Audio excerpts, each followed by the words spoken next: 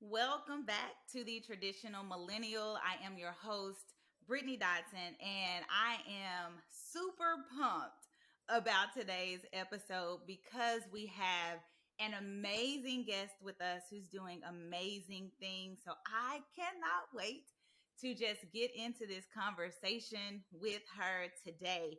So, today on the episode, we have Dr. Mia Phillips with us. So Mia is a seasoned educator. She's an entrepreneur who has years of experience. She uses this experience to build strategies and help to build programs that strengthen organizations and also help them to carry out their goals. But not only does she do this for the common non-religious organization, she is also utilizing her abilities and her superpowers to help the church. So she's a woman who is advancing her community and also advancing the kingdom. So welcome to you, Mia.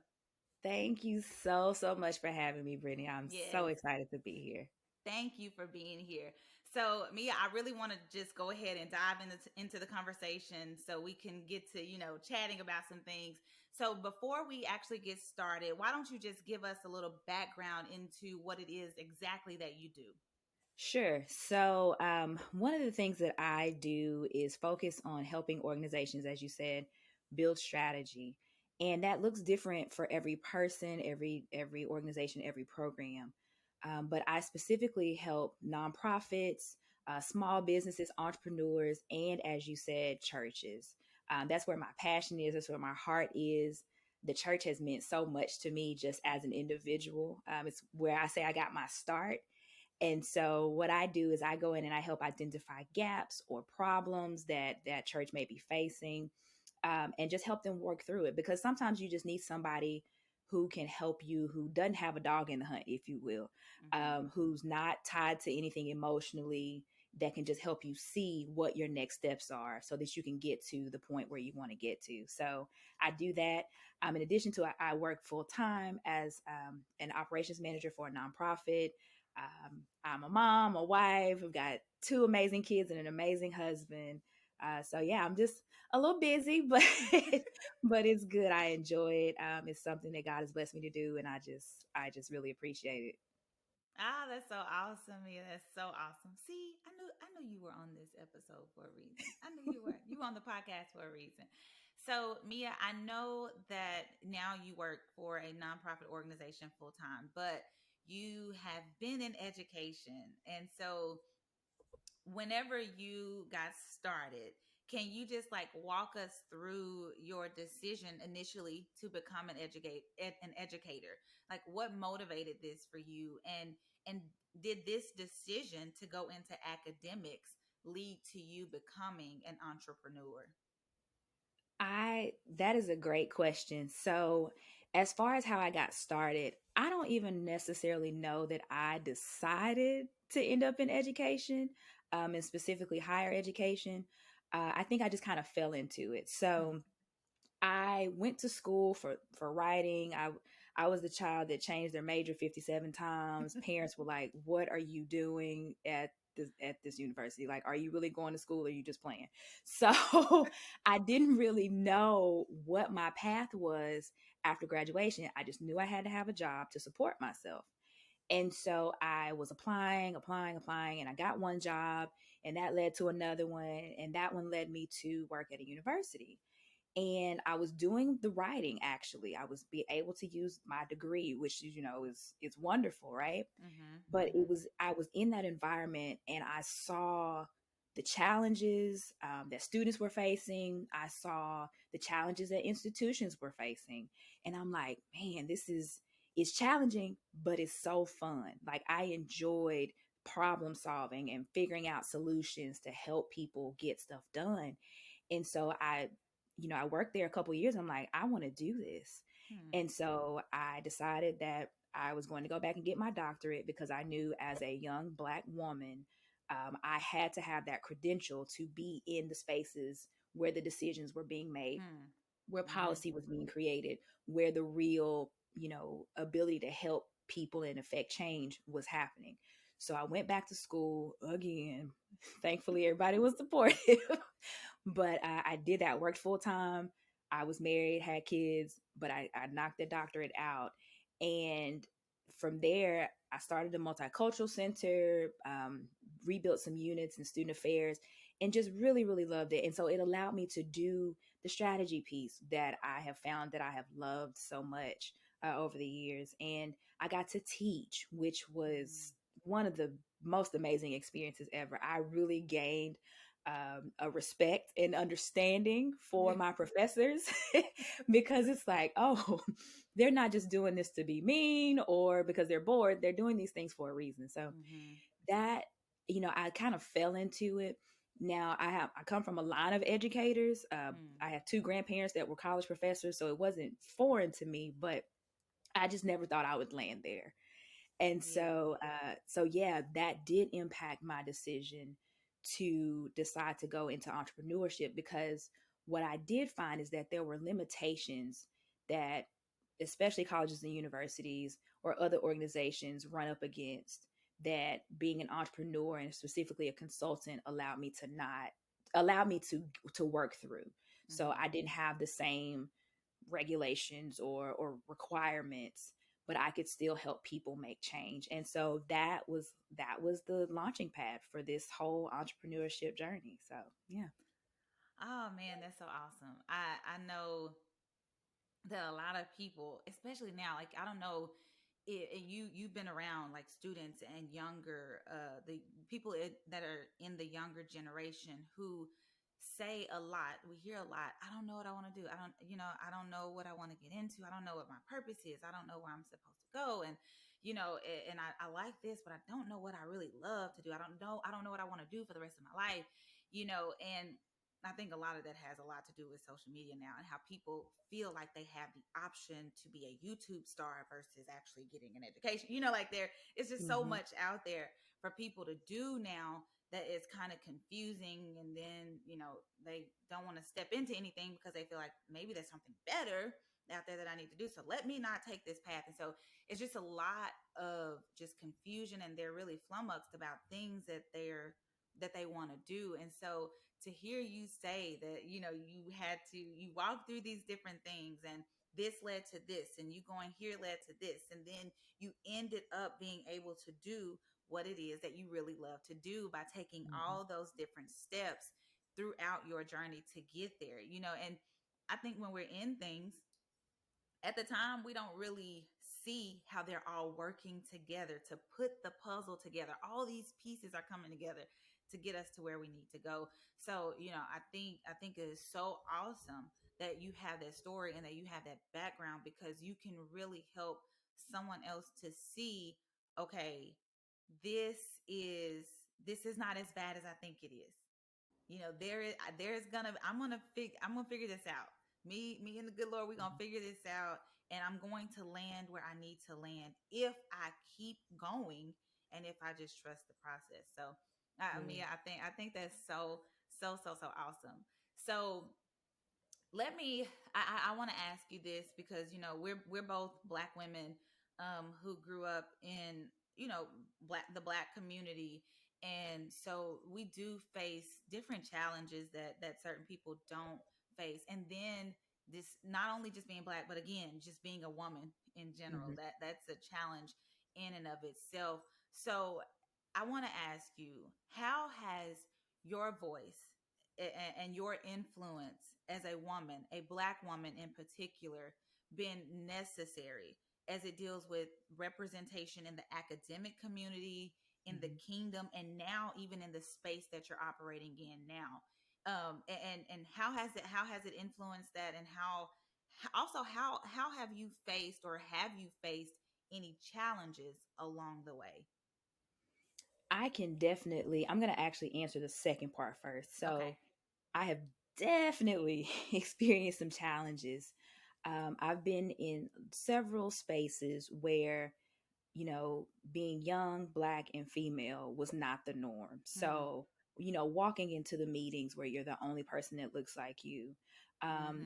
going to an event, I remember went to an event and someone assumed that I was not there as a guest, but I was there as someone who was serving at the event because I was one of the few African American people in the room, Mm-hmm. asked me to throw something away for them. So, Oh. so there have been, overt instances, microaggressions, all of the things. And so I think for me, knowing that I deserve to be there Mm-hmm. and reminding myself that I was just as qualified, just as valuable as everyone else in the space, helped me navigate that. But it also, to answer the first part of your question, helped me to remember that when I was going into these spaces and breaking these barriers and, having the opportunity to be a voice, that I had to use that voice and that influence to help those people who weren't able to be in the room, if you will. So it Mm-hmm. was always very important to me if, when I supervised a staff, if I could go into a space where, they wouldn't necessarily be invited, if I could bring them in, I would bring them in. Allowing them to do things that wasn't necessarily in their job description so that they could get additional exposure. And just making sure that anytime I was advocating, that I was being the reminder that these people matter too. So you might be thinking that, oh, this doesn't have a negative impact, but let me explain to you why. And just not being afraid. It wasn't always easy to do, and it's not always easy to do, but you have to use those opportunities both to help yourself, but to help those that are coming along by side and behind you. Yes, that is so awesome. And that is something that I think we in the Black community lack a lot of. We don't get the support from one another, and even the means and the resources as that serve as catalysts to get us to the next level, even though we have the experience, we have the knowledge, we have the qualifications. Because if a lot of times, if we don't do it for each other, we might not get that opportunity. We may not see that opportunity again. It's so funny. I was just thinking about yesterday. I don't know, just random thought crossed my mind. And I was thinking about how those in different communities get the support of all communities. Like, and we Black people, we support everybody. Hmm. But us in the Black community, there is a limitation on Hmm. how much support we get from everyone else. And so we have to have each other, and you being a means and an avenue and a vessel to be able to do that, to help other people, and not just Black people, just all people in general. Because Right. here's the thing: if you're qualified to be where you are, if you have done the work, if you have put in the effort to be there, I don't care what color you are. You can be Right. blue. I don't know. Right. You can be an avatar, whatever you are. Whatever. You whatever. If you deserve to be there, you just deserve to be there. And I appreciate and I applaud the effort that you're putting forth in order to help other people, because honestly, that's what it's all about. We're not here to live for ourselves. We're not here to be selfish and to just, garner all of these things ourselves. We have to share the wealth, and we have to teach others, we have to help others, we have to give to others. And so I appreciate you and I applaud you doing that.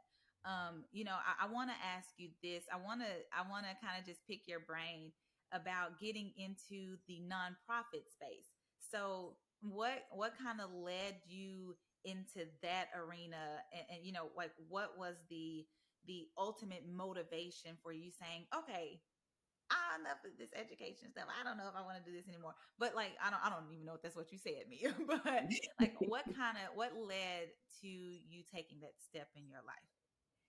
It was about needing to do something different for my personal life. Hmm. I had reached a point in higher ed where I had gotten kind of burned out, and I Mm-hmm. think the pandemic definitely exacerbated those conditions. And so I just needed something where I could focus, because unfortunately in the higher ed space I was spread very thin, and so I wasn't really as effective or impactful as I wanted to be on specific Mm. issues.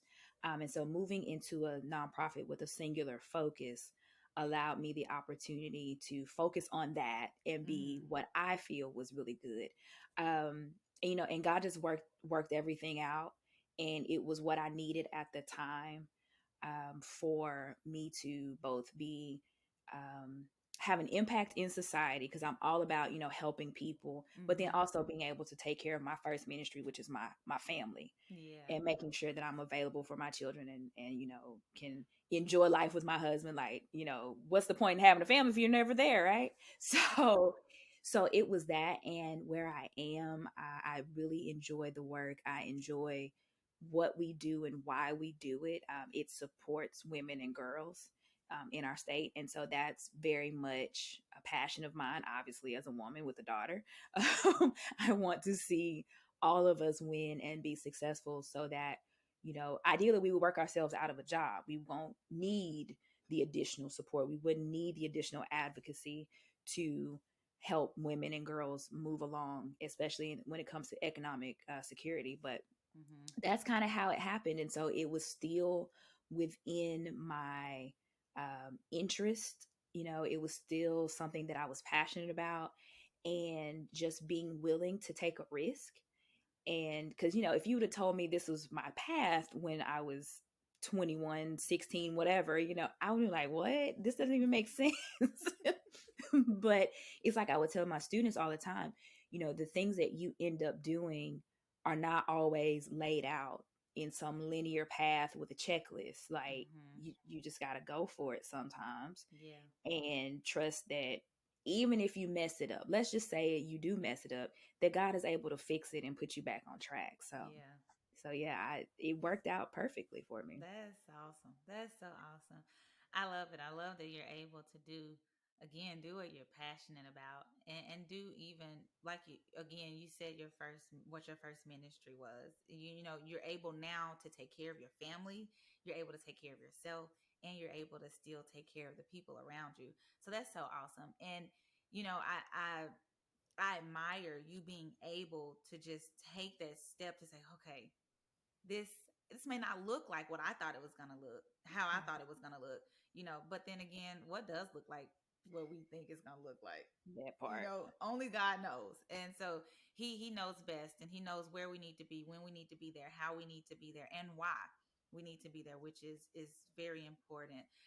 So Mia, now I wanna kind of go back to something that I know that you love to do as well, and help the church. And so I know you were talking about identifying gaps there, and the things that churches need to improve upon, and just need to help advance and grow their ministries. So how exactly do you do that, and where did you get your start? Like, what made you say, oh, wait a minute, I want to do this too? So, what the way that I do that is going in and having a conversation, and just seeing, okay, this is where we are, and this is where we want to be, and what's keeping us from reaching that. And sometimes it's a lack of a resource, of whether human, financial, social, what have you. Mm-hmm. Um, but then oftentimes it's just a lack of understanding. Sometimes it's a mindset issue. And so just really going in and having the conversation, and using the experience that I've had in all the places, right, to Mm-hmm. help fill in those gaps. So oftentimes I see churches who are struggling because they don't have necessarily the human capacity, the human resources, and the capital to do what they need to do. But it's because they don't recognize or realize that there are tools out here that can be used. So Mm-hmm. sometimes I don't want to call it worldly, but the things of the world don't Mm-hmm. always translate into the church, because there's nobody there to help make that connection. And so Mm-hmm. that's kind of what I do. And so I always say that church is a business, because we're in the business of helping God's people. We are in the Mm-hmm. business of people. And so we still have to run church like a business. So that means that there are business, concepts and tools that can work in the church Mm-hmm. without distorting the God who we serve, right? And Mm-hmm. so there's often this fear that if I do these things that everybody else does in the world, that the church is somehow going to be diminished. And that's not the case. Yeah. And so the way I kind of fell into this was twofold. One, it was because my entire life, much like you, been in the church, right? Mm-hmm. And so it was when I went off to college that I really kind of saw this connection and this gap. I was like, we could do this at church. We could do this at church. And it was just like every time I would see something, I'm like, we could do this at church. And I'll begin to get frustrated because I'm like, why aren't we doing this in church? We could, Mm-hmm. triple our impact, or we could advance so much quicker. And so it was both the exposure and the frustration that kind of was like, okay, rather than me sitting around complaining about what's not being done or how something could be done differently, why don't I just try to make it happen? Yeah. And so I just started reaching out to people, and they were like, absolutely. And I was like, well, and this is a whole nother conversation, but there's this idea that because it's church and related to Jesus and God, that it can't cost anything. You shouldn't have to pay for it. Hmm. And so, and even having to work through my own mindset with that. But we can still do ministry and marketplace That's all right. together. So, and yeah, so I'm a firm believer in paying for what needs to be paid for, at the cost that it needs to be paid for. And so, and just because it's related to God doesn't mean that it shouldn't cost. And so, having to work through that, but once I got past that, it got a lot better for me. So, Good. Well, that's good. That's good. It's good to know that there are people out there working on, the church's behalf to not only just provide it with spiritual wealth and spiritual insight and just being there, as a body to help advance and edify the kingdom, but also to help it in its natural space, because we're still here on earth. yeah, We're like, you can touch us and feel us. We are like matter. So we're in these spaces, so we need to make sure that we are impactful in the spaces that we're in the way that we need to be. And so that's awesome, because you don't have to utilize social media or the internet or Facebook in a way that perverts the gospel. You can use it in a way that helps to advance the gospel. absolutely. So I think it's awesome that that you're doing that. And so with you saying that, it made me think with wow about your master class Unstuck, because it's like, okay, some people, not just churches, but some people are stuck in places where they cannot get to where they need to be, and they Mhm. can't move forward.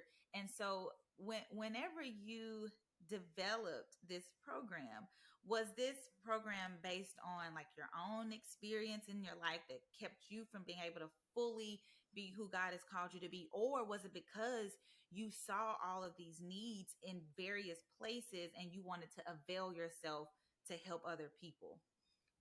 It was both. It Okay. was both.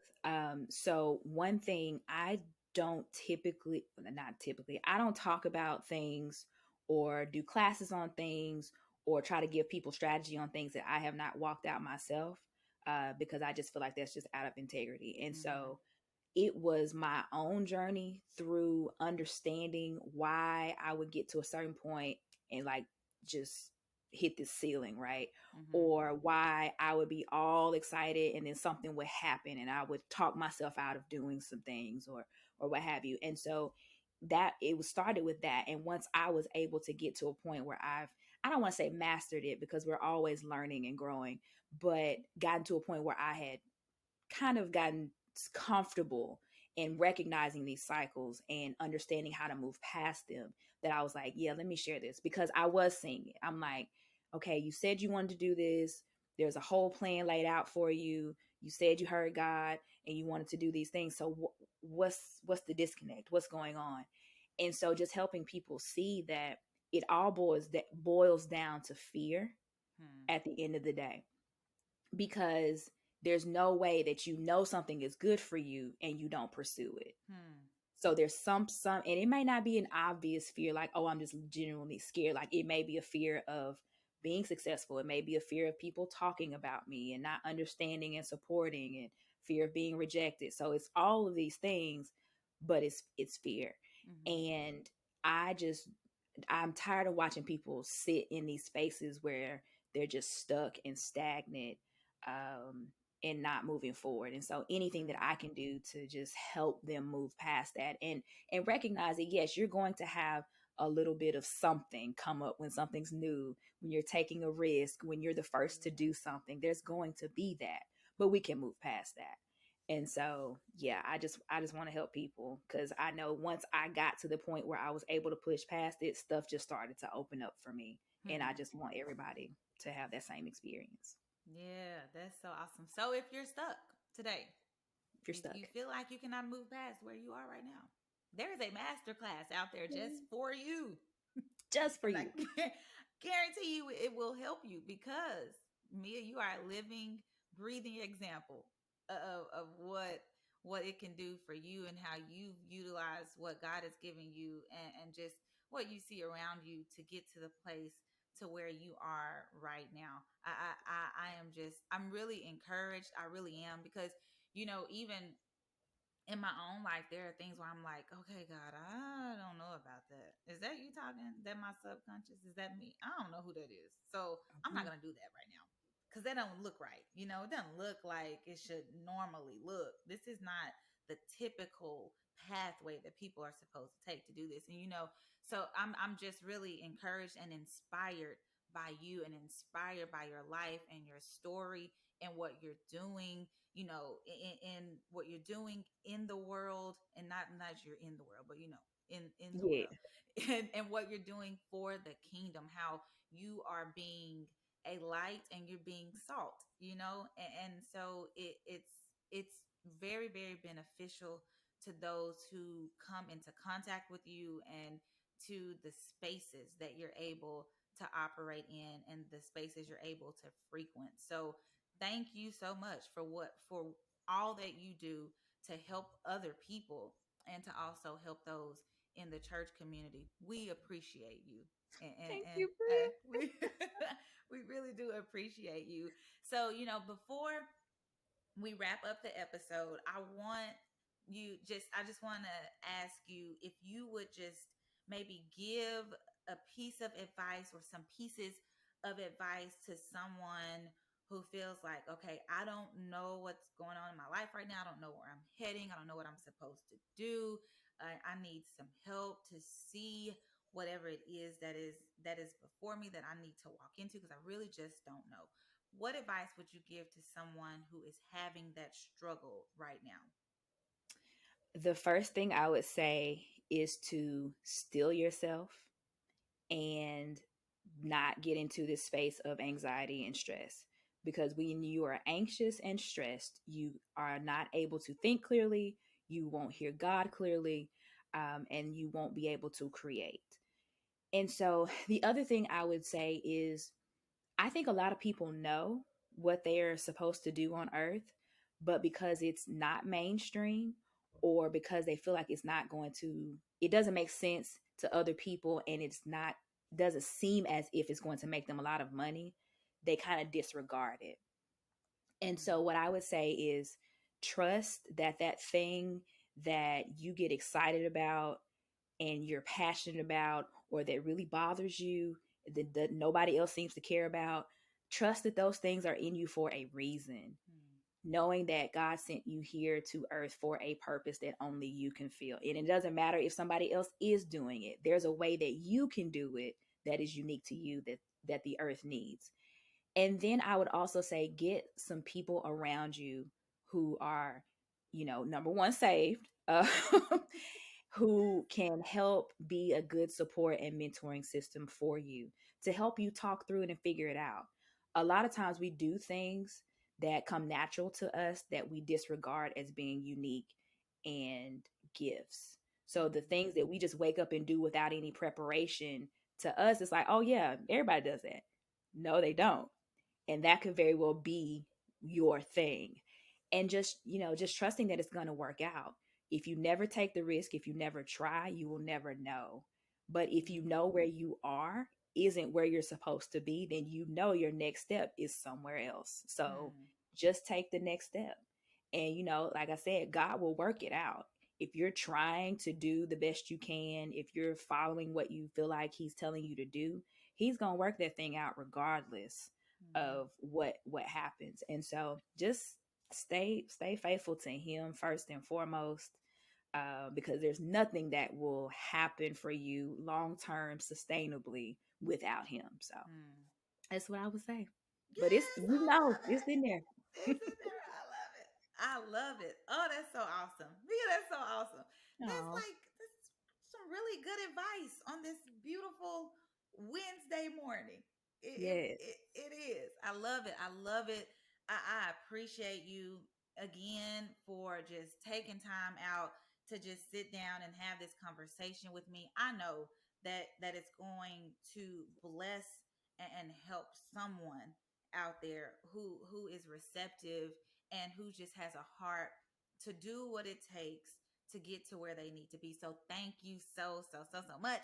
Thank And you. before we head out, I just want you to let everybody know where they can reach you and contact you, any social media handles or what have you. Absolutely. So I'm primarily on Facebook.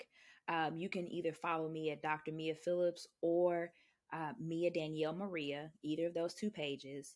And then I am on Instagram, Doc Mia GP6. So just send me a message, reach out, just follow me, see what I got going. If I can help you in any way, don't hesitate to contact me. But yeah, Doc Mia GP6 on Instagram, Mia Danielle Maria on Facebook, as well as Dr. Mia Phillips.